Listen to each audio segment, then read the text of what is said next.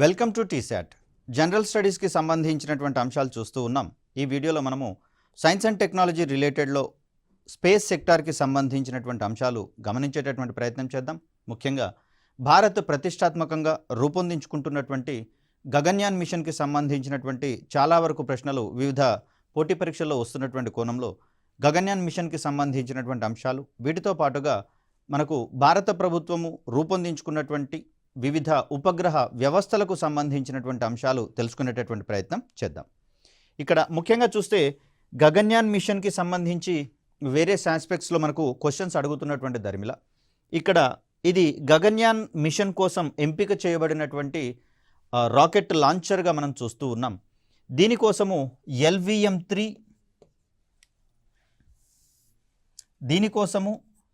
LVM-3 లేదా GSLV Mark 3 అనేటటువంటి వాహక నౌకలో అవసరమైనటువంటి మాడిఫికేషన్స్ చేసి దాన్నే ఈ గగన్యాన్ మిషన్ కోసం రూపొందించుకోవడం అనేది జరిగింది. ముఖ్యంగా చూస్తే గగన్యాన్ మిషన్లో రీయూజబుల్ లాంచ్ వెహికల్ టెక్నాలజీని వాడాలని చెప్పేసి అనుకున్నారు. కాకపోతే ఇప్పటికిప్పుడు అది సాధ్యం కాదు. దానికోసం కొంత సమయం పట్టేటటువంటి అవకాశం ఉన్న దృష్ట్యా మరి అవసరమైనటువంటి మాడిఫికేషన్స్ చేయడం ద్వారా ఈ గగన్యాన్ మిషన్ని చేపట్టేటటువంటి క్రమాన్ని ఇక్కడ మనం చూస్తాం. ముఖ్యంగా చూస్తే 400 కిలోమీటర్ల ఎత్తులో ఉన్నటువంటి భూ నిమ్న కక్ష లేదా లో ఎర్త్ ఆర్బిట్ అని చెప్పేసి అంటాం కదా, ఈ కక్షలోకి వ్యోమగాముల్ని ముగ్గురిని సుమారుగా 5 రోజుల పాటు అంతరిక్షంలో ఉంచగలిగేటటువంటి సామర్థ్యము ఇస్రోకి ఉన్నా కూడా దీన్ని 3 రోజులకు కుదించడం అనేది జరిగింది. అలా 3 రోజుల పాటు ఇక్కడ ఒక ముగ్గురు వ్యోమగాముల్ని అంతరిక్షంలోకి తీసుకొని పోయి వారిని అంతరిక్ష కక్షలో గడిపిన తర్వాత తిరిగి భూమికి క్షేమంగా తీసుకొని వచ్చేటటువంటి కార్యక్రమంగా మనకు గగన్యాన్ మిషన్ అనేది కనిపిస్తూ ఉంది. దీనిని 3 అంచెలలో ఏర్పాటు చేయాలని చెప్పేసి మొదటి నుంచి అనుకుంటూ ఉన్నారు. ఈ 3 అంచెలలో మనకు మొదటి 2 వచ్చేసరికల్లా దీంట్లో మానవులు అనేటటువంటి వారు కనిపించరు కాబట్టి వీటిని మానవ రహిత అంతరిక్ష కార్యక్రమాలుగా మనం చూస్తాం. అదేవిధంగా చివరిదైనటువంటి 3వ దానిలో మానవ సహిత అంతరిక్ష కార్యక్రమాలను చేపట్టేటటువంటి ప్రయత్నం చేస్తారు. మరి ఇక్కడ మానవులతో కూడినటువంటి అంతరిక్ష యాత్రను చేపట్టేటటువంటి క్రమంలో అంతరిక్షంలో ఉన్నటువంటి రేడియేషన్ యొక్క ప్రభావము మానవుల మీద ఏ విధంగా ఉంటుందో కనుక్కునేటటువంటి కోణంలో మొదటగా చేపట్టేటటువంటి 2 మానవరహిత కార్యక్రమాలలో భాగంగా వ్యోమమిత్ర అనేటటువంటి ఒక గైనాయిడ్ రోబో అని చెప్తాం, లేదా మహిళలను పోలి ఉన్నటువంటి రోబో గైనాయిడ్ రోబో లేదా ఫెంబోట్ అనేటటువంటి పేరుతోటి దీన్ని మనం చెప్తాము. సో ఈ రోబోను ప్రయోగించేటటువంటి ప్రయత్నం చేస్తూ ఉన్నారు. మరి 3వ దాంట్లో వ్యోమమిత్ర ప్రాధాన్యత ఉండదా, ప్రాతినిధ్యం ఉండదా అంటే దీంట్లో కూడా వ్యోమమిత్ర యొక్క ప్రాతినిధ్యం అనేది ఉంటుంది. సో ఇక్కడ వ్యోమమిత్ర ఏం చేస్తుంది అంటే 400 కిలోమీటర్ల ఎత్తులో ఉన్నటువంటి భూనిమ్న కక్షల దగ్గర ఈ అంతరిక్షం నుంచి వచ్చేటటువంటి రేడియేషన్ యొక్క ప్రభావము మానవ జీవనం మీద ఏ విధంగా ఉంటుందో గమనించేటటువంటి ప్రయత్నం చేస్తుంది. అదేవిధంగా ఆ ప్రాంతంలో లేదా ఆ ఎత్తులో ఉన్నటువంటి కక్షలలో పరిభ్రమించేటటువంటి సందర్భంగా ఇది మానవ జీవనం మీద ఏ విధమైనటువంటి ప్రభావాలు ఉంటాయో గమనించేటటువంటి ప్రయత్నం చేస్తుంది. తద్వారా 3వ దశలో చేపట్టేటటువంటి మానవ సహిత అంతరిక్ష కార్యక్రమంలో తన వంతు తోడ్పాటును అందించేటటువంటి కోణంలో మనకు వ్యోమమిత్ర అనేది కనిపిస్తూ ఉంది. సో ఇక్కడ మనకు గగన్యాన్ మిషన్లో ఇంక్లూడ్ చేయబడినటువంటి ఆస్పెక్ట్స్ ఏంటి అనేది గమనిస్తే ఇక్కడ centre for human space flight దీని ఆధ్వర్యంలోనే వ్యోమగాములకు అవసరమైనటువంటి శిక్షణను అందించేటటువంటి ప్రయత్నం చేస్తారు. దీనికి రష్యాకు సంబంధించినటువంటి స్పేస్ ఏజెన్సీస్ కూడా తోడ్పాటును అందిస్తున్నటువంటి దృష్ట్యా మరి దీన్ని కీలకమైనటువంటి ఒక విభాగంగా మనం గమనిస్తూ ఉంటాం. ఇది బెంగుళూరు కేంద్రంగా ఏర్పాటైనటువంటి అంతరిక్ష కేంద్రంగా మనకు కనిపిస్తూ ఉంది. ఇక అక్కడ క్రూ మాడ్యూల్ వంటివి కనిపిస్తూ ఉంటాయి కాబట్టి మరి అంతరిక్షంలో మనం పర్యటించేటటువంటి క్రమంలో అక్కడ ఏ విధమైనటువంటి లైఫ్ సపోర్ట్ సిస్టమ్స్ ఉండాలో వాటి మీద కూడా గగన్యాన్ మిషన్లో భాగంగా కాన్సన్ట్రేషన్ చేయడం జరుగుతుంది. అదేవిధంగా రకరకాలైనటువంటి పరిస్థితులకు అంటే ఇప్పుడు భూమి మీదనే పర్యావరణం యొక్క ప్రభావం అనేది మానవ జీవనం మీద సానుకూలంగాను ప్రతికూలంగాను పడుతున్నటువంటి పరిస్థితులలో మరి అంతరిక్షం యొక్క ప్రభావం ఏ విధంగా ఉంటుందో కనుక్కోవడం కోసము హ్యూమన్ ఫ్యాక్టర్స్ ఇంజనీరింగ్ అనేది పనిచేస్తూ ఉంటుంది. దీని తర్వాత బయో ఆస్ట్రోనాటిక్స్ అంటే తిరిగి వాళ్ళని భూమి మీదకి తీసుకొచ్చినటువంటి తరుణంలో వారికి ఆ అకామిడేషన్ అనేటటువంటిది అంటే సర్దుబాటు ధోరణి అనేటటువంటిది ఏ విధంగా ఉంటుందో తెలుసుకునేటటువంటి ప్రయత్నం చేస్తుంది. దీని తర్వాత అక్కడ వ్యోమగాములు వాతావరణ రహిత పరిస్థితులలో అంతరిక్షంలో ఏ విధంగా నడుచుకోవాలనేటటువంటి కోణంలో క్రూ ట్రైనింగ్ అనేటటువంటిది అంటే సిబ్బందికి అవసరమైనటువంటి శిక్షణను కూడా దీంట్లో భాగంగా అందించడం జరుగుతుంది.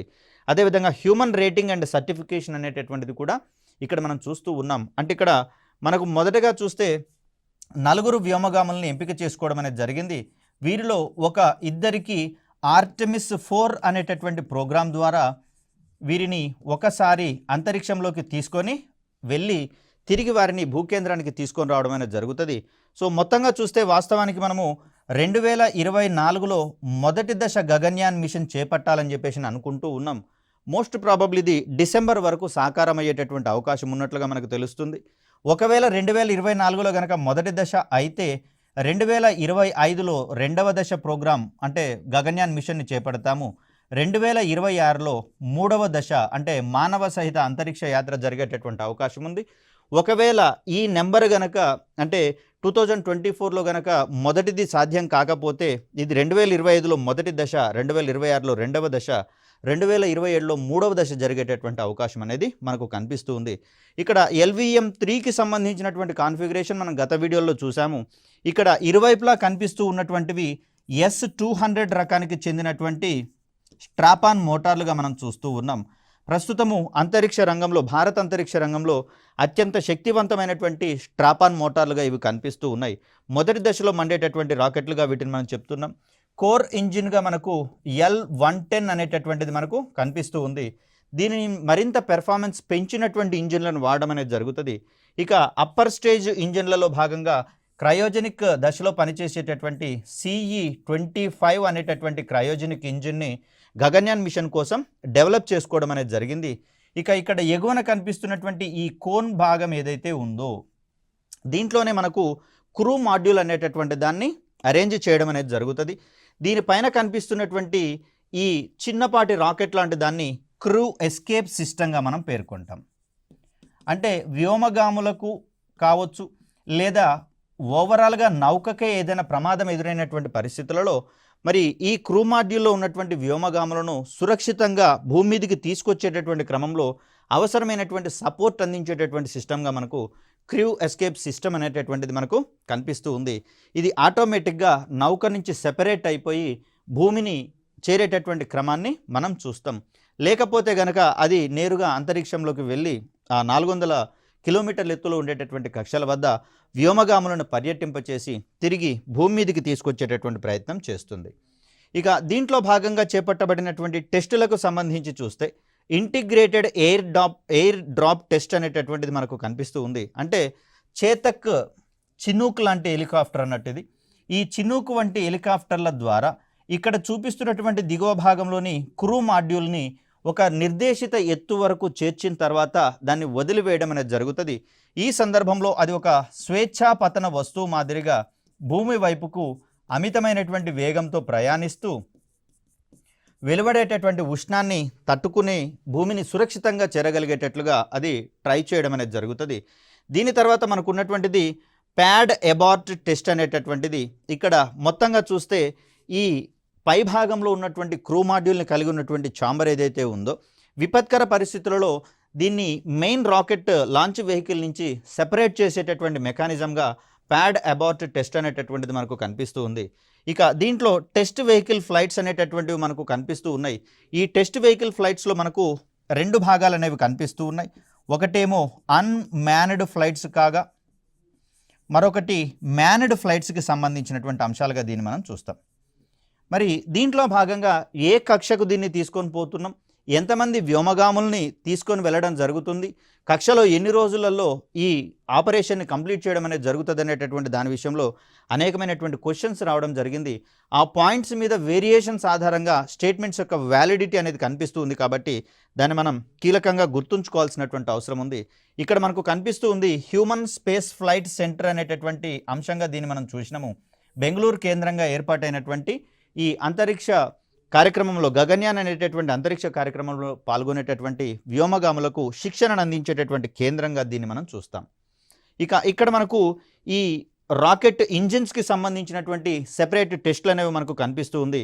ఇక్కడ స్ట్రాపాన్ మోటార్లు ఘనస్థితిలో ఉన్నటువంటి ఇంధనాన్ని వాడేటటువంటి ఇంజిన్లు కాగా దానికి సంబంధించినటువంటి స్టాటిక్ టెస్ట్ అనేటటువంటిది ఇక్కడ కనిపిస్తూ ఉంది. అదేవిధంగా రెండవ దశలో పనిచేసేటటువంటి కోర్ ఇంజిన్ అయినటువంటి L110 అనేటటువంటి ఇంజిన్ యొక్క టెస్టింగ్ ఫెసిలిటీ సెంటర్ అనేవి ఇక్కడ మనకు కనిపిస్తూ ఉన్నాయి. అంటే దీని ద్వారా ఎంత థ్రస్ట్ వస్తుంది, అది మరి గగన్యాన్ మిషన్కి సపోర్ట్ చేసేటటువంటి అవకాశం ఉందా లేదా కనుక్కునేటటువంటి కోణంలో వీటిని కండక్ట్ చేయడం అనేది జరుగుతుంది. ఇక్కడ కనిపిస్తుంది మనకు క్రయోజెనిక్ ఇంజిన్ C25కు సంబంధించినటువంటి ఇంజిన్ స్పెసిఫికేషన్ మరియు ఇంజిన్ క్వాలిఫికేషన్ టెస్టులకు సంబంధించినటువంటి అంశాలుగా మనం వీటిని చూస్తూ ఉంటాం. ప్రతి దశలో ఎంత థ్రస్ట్ వెలువడుతుంది, అది రాకెట్ని ముందుకు తీసుకొని పోయేటటువంటి క్రమంలో సపోర్ట్ చేస్తుందా లేదా అనేటటువంటి కోణంలో ఈ టెస్టులు కండక్ట్ చేయడం అనేది జరిగింది. సో ఇక్కడ మనం ఇది క్రూ మాడ్యూల్కి సంబంధించినటువంటి అంశంగా చూస్తాం. అంటే దీంట్లోనే వ్యోమగాములను ఉంచి వారిని అంతరిక్ష యాత్రను చేపించేటటువంటి ప్రయత్నంలో భాగంగా దీన్ని మనం చూస్తాం. ఇక్కడ మనకు కనిపిస్తూ ఉంది సర్వీస్ మాడ్యూల్కి సంబంధించినటువంటి అంశంగా దీన్ని మనం చూస్తాం. ఈ సర్వీస్ మాడ్యూల్ అనేది క్రూ మాడ్యూల్కి మరియు ఇక్కడ ఇతరత్ర సర్వీసెస్కి అవసరమైనటువంటి సపోర్ట్ చేసేటటువంటి మెకానిజంగా దీన్ని మనం చూస్తాం. ఇక్కడ మనకు కనిపిస్తూ ఉన్నటువంటిది పారాచూట్ ద్వారా విపత్కర పరిస్థితులలో క్రూ మాడ్యూల్ మరియు ఈ సర్వీస్ మాడ్యూల్ రెండూ కలిసి దిగువకు వచ్చేటటువంటి ప్రయత్నంగా దీన్ని మనం చూస్తాం.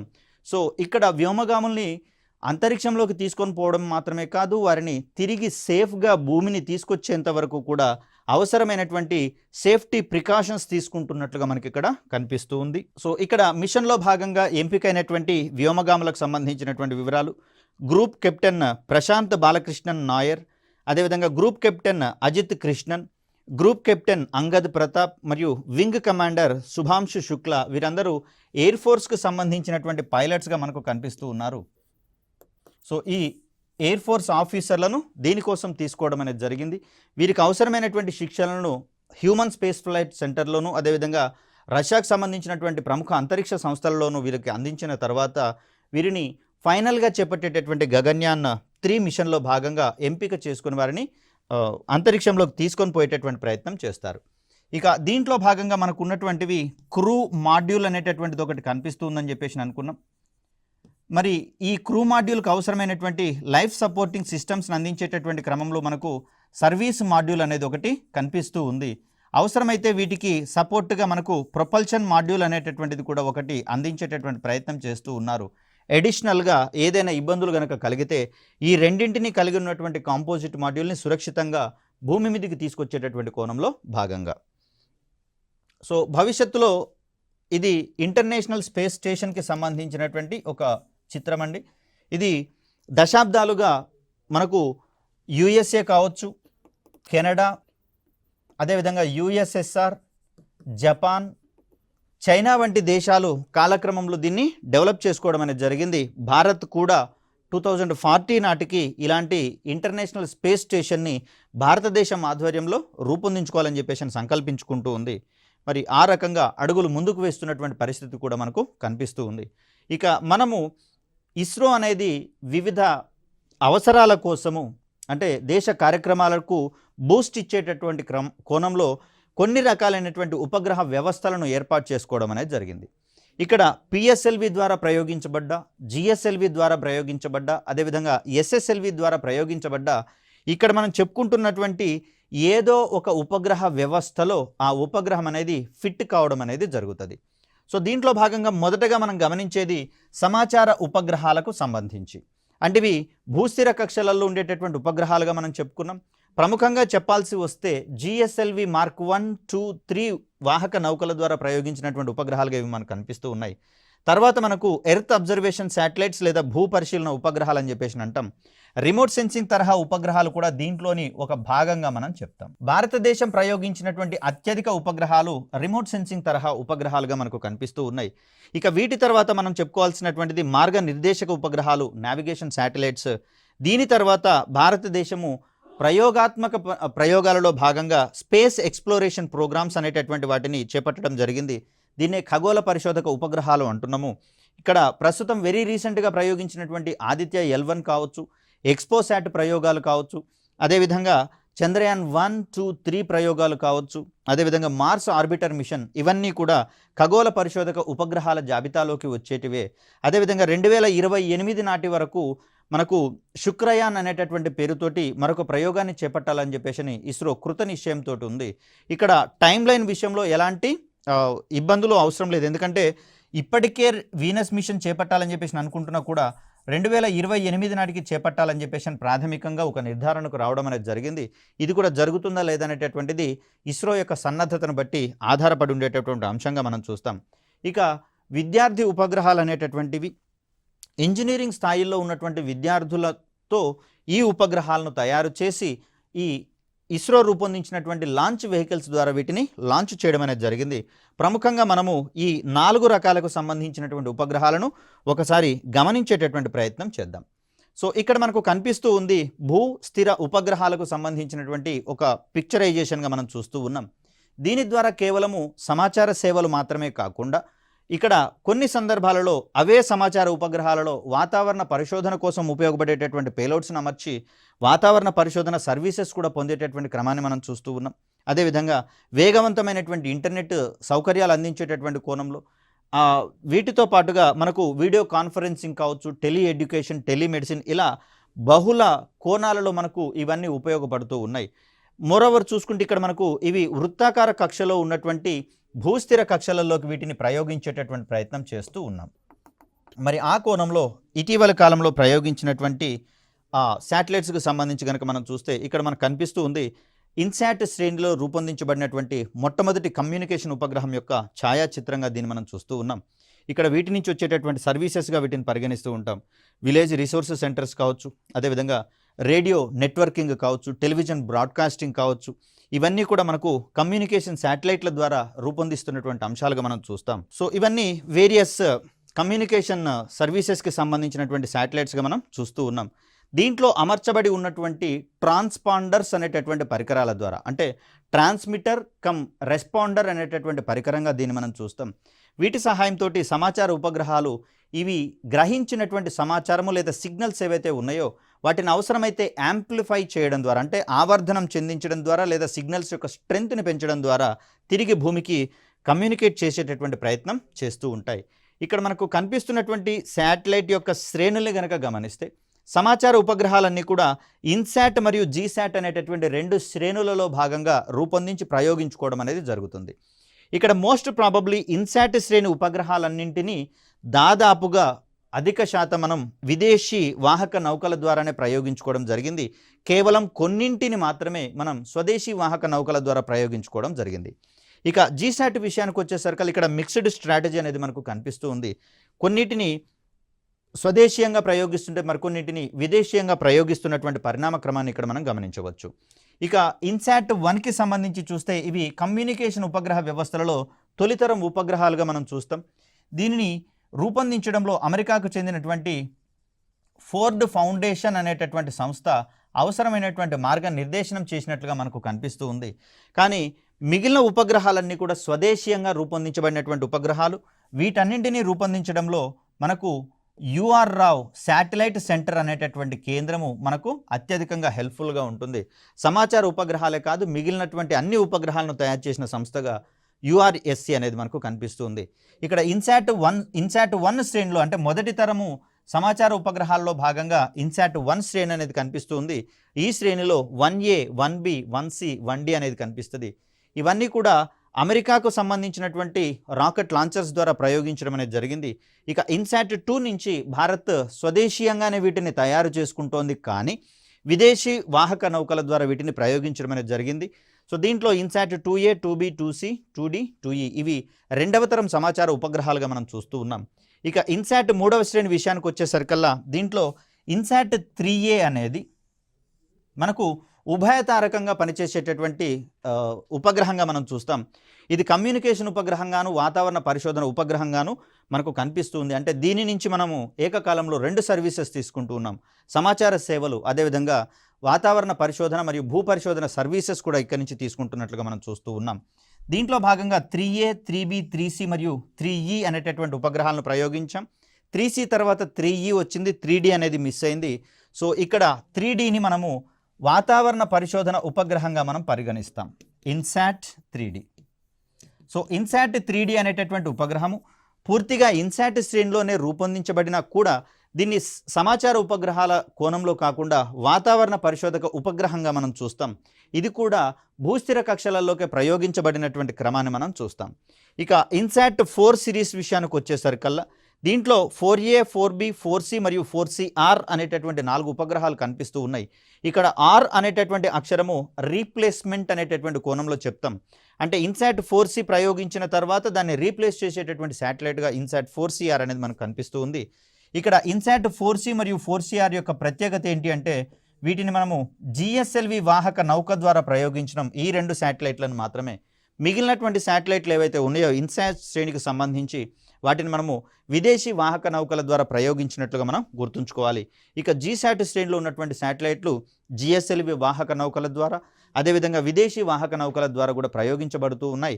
వెరీ రీసెంట్గా ఈరోజు జరగబోయేటటువంటి అంటే నవంబర్ 18, 2024న చేపట్టబడుతున్నటువంటి జీశాట్ N2 ఉపగ్రహం ఏదైతే ఉందో ఈ ఉపగ్రహం యొక్క ప్రత్యేకత ఏంటి అంటే చాలా కాలం తర్వాత అమెరికా భూభాగం నుంచి ప్రయోగించబడుతున్నటువంటి భారతదేశపు ఉపగ్రహంగా దీన్ని మనం చెప్తాం. ఇది స్పేస్ ఎక్స్కి సంబంధించినటువంటి ఫాల్కన్ 9 అనేటటువంటి రాకెట్ ద్వారా ప్రయోగించబడుతూ ఉంది.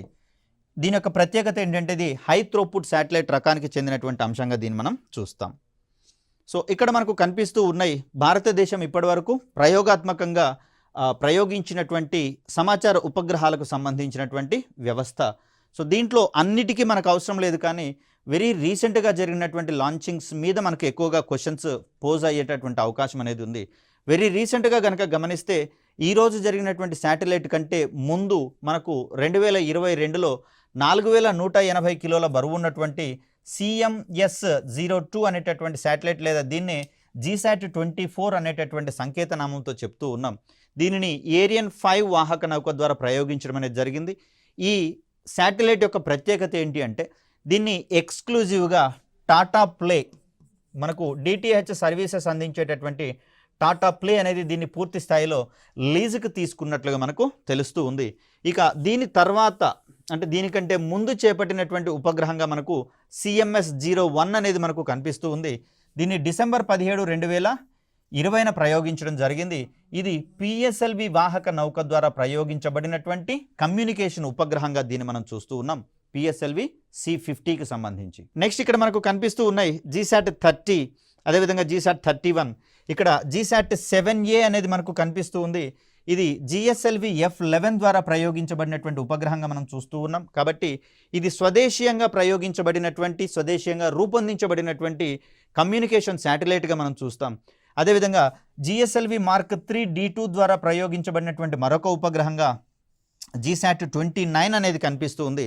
సమాచార ఉపగ్రహాలలో భారతదేశంలో రూపొందించబడి భారతదేశంలో ప్రయోగించబడినటువంటి అతి భారీ ఉపగ్రహంగా మనకి ఇక్కడ ఈ జీశాట్ 29 అనేది కనిపిస్తూ ఉంది. దీని యొక్క బరువు 3423 కిలోలు. మరి దానికి ఎగువనే జస్ట్ పైన 5854 కిలోలు కనిపిస్తుంది కదా సార్, ఇది దీనికంటే భారీ అని చెప్పేసి అంటాం. కానీ ఇది స్వదేశీయంగా రూపొందించబడి విదేశాల నుంచి ప్రయోగించబడినటువంటి ఉపగ్రహంగా మనకు కనిపిస్తూ ఉంది. మోరోవర్ ఇక్కడ ఈ జీశాట్ 11కి సంబంధించి చూస్తే ఇది భారతదేశం రూపొందించి ప్రయోగించినటువంటి అతి భారీ ఉపగ్రహంగా దీన్ని మనం చెప్తాం. కాబట్టి ఈ జీశాట్ 11కే ఇంకొక పేరు బిగ్ బర్డ్ అనేటటువంటి పేరుతోటి పిలుచుకుంటాం. సో ఆ కోణంలో చూస్తే మనకు జీశాట్ 6A అనేది కూడా GSLV వాహక నౌక ద్వారా ప్రయోగించడం జరిగింది. జీశాట్ 17 దీన్ని ఏరియన్ వాహక నౌక ద్వారా ప్రయోగించుకున్నాం. ఇక్కడ ఉన్నటువంటి జీశాట్ 19 ఉపగ్రహానికి కూడా మరొక ప్రత్యేకత అనేది ఉంది. ఇది జీశాట్ 29 తర్వాత స్వదేశీయంగా రూపొందించబడి ప్రయోగించినటువంటి కమ్యూనికేషన్ ఉపగ్రహాలలో రెండవ భారీ ఉపగ్రహంగా దీన్ని మనం చెప్తాం. కేవలం కమ్యూనికేషన్లకు మాత్రమే చెప్తున్నాం, ఎందుకంటే చంద్రయాన్ 3 విషయానికి వచ్చేసరికల్లా 3900 కిలోల బరువు ఉన్నటువంటి చంద్రయాన్ 3 మిషన్ అనేది అతి భారీగా మనకు కనిపిస్తూ ఉంది. కానీ మరి చంద్రయాన్ 3 అనేది మనకు కమ్యూనికేషన్ ఉపగ్రహం కాదు. కాబట్టి ఆ కోణంలో ఈ వేరియేషన్స్ ఆధారంగా మనము క్వశ్చన్స్ని ఫ్రేమ్ చేసుకోవాల్సి వస్తుంది. ఇక జీశాట్ 19 కావచ్చు, జీశాట్ 29 కావచ్చు, అదేవిధంగా ఇక్కడ కనిపిస్తున్నటువంటి జీశాట్ 11 కావచ్చు. దీని తర్వాత మనం ప్రస్తుతం ప్రయోగిస్తున్నటువంటి జీశాట్ N2 లేదా GSAT-20 అనేటటువంటి ఉపగ్రహాలు, వీటిని మనము హై త్రోపుట్ శాటిలైట్స్గా మనం చెప్తాం. ఈ 4 ఉపగ్రహాలను వేగవంతమైనటువంటి ఇంటర్నెట్ సర్వీసెస్ని అందించేటటువంటి కోణంలో మనం ప్రయోగించడం జరుగుతుంది. ఈ క్రింది వానలో హై త్రోపుట్ శాటిలైట్స్ను గుర్తించండి అన్నప్పుడు మనకు కనిపించాల్సినటువంటి అక్షరాలు ఇక్కడ అంకెలు ఏంటంటే GSAT-19 కావచ్చు, 29 కావచ్చు, GSAT-11 కావచ్చు, అదేవిధంగా GSAT-20 లేదా GSAT-N2. ఇవి రెండు కూడా ఒకే ఉపగ్రహానికి సంబంధించినటువంటి రిఫరెన్స్ నేమ్స్ కాబట్టి వీటిని మనము హై త్రోపుట్ శాటిలైట్స్గా పేర్కొనేటటువంటి ప్రయత్నం చేస్తూ ఉన్నాం. ఇక ఇక్కడ దిగువన కనిపిస్తున్నటువంటి GSAT-9 విషయానికి వచ్చేసరికల్లా దీన్ని కూడా మనం స్వదేశీయంగానే ప్రయోగించుకోవడం జరిగింది.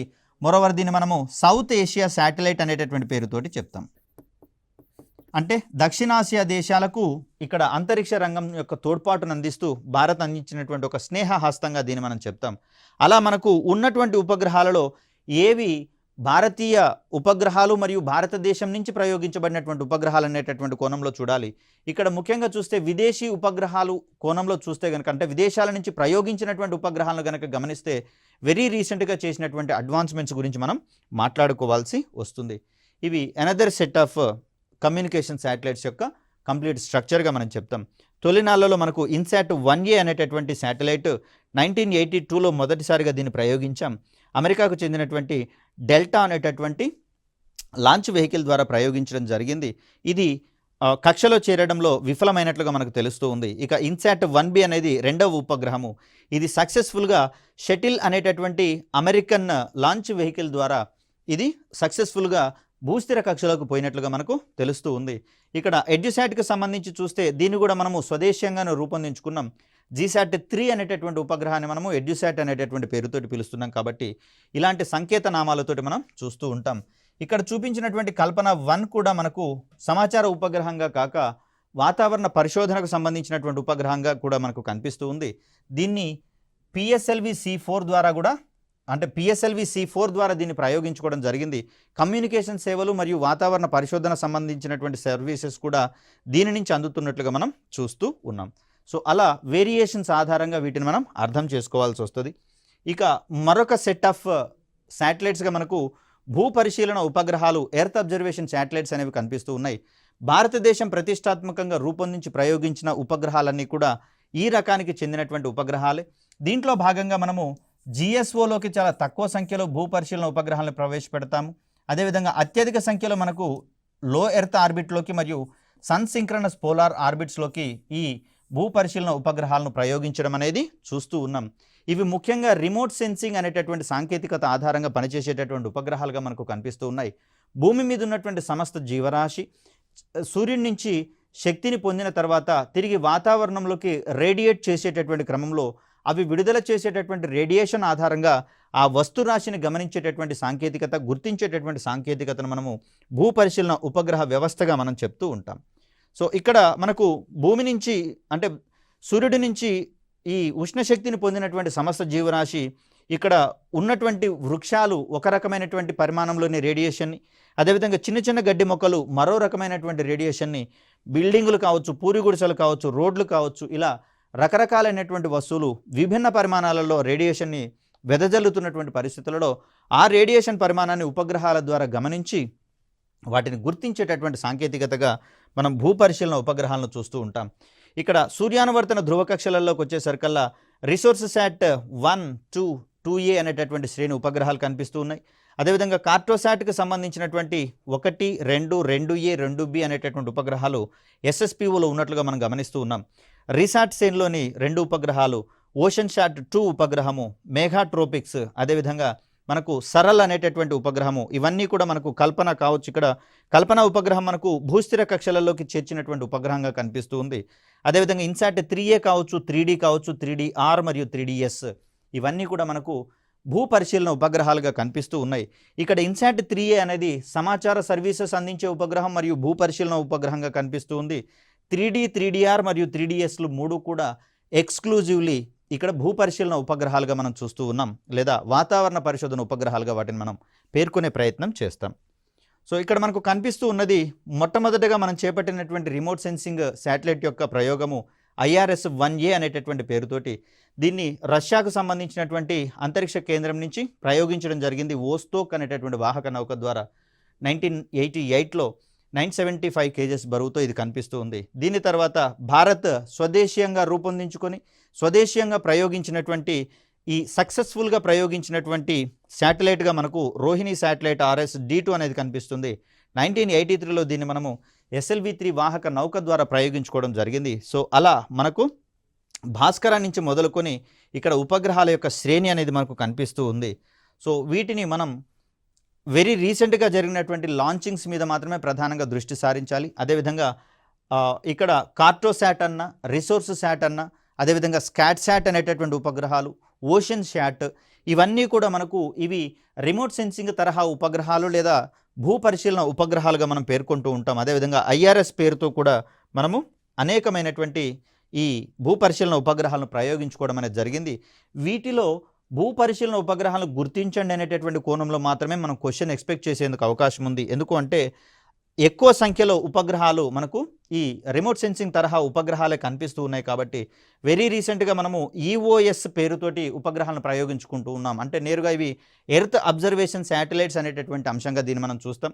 వెరీ రీసెంట్గా జరిగినటువంటి ప్రయోగంలో EOS-07 అనేటటువంటి ప్రయోగం మనకు SSLV-D2 ద్వారా చేపట్టడం అనేది జరిగింది.